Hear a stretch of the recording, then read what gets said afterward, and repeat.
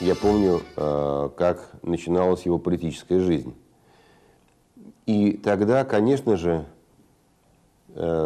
каждый, кто его поздравлял, задавал себе вопрос, как все это получится, как он примет республику и сможет ли он этот корабль вести. На мой взгляд, сегодня ответ на вопрос существует. Он стал лидером республики, он сегодня один из видных российских политиков. У него очень незавидная судьба, потому что регион неспокойный и тяжелый. Не его вина в этом, так получилось, но это вдвойне заставляет лидера республики каждый день решать задачи, которые ставит жизнь, и задачи совершенно нестандартные, нетрафаретные. Мне кажется, что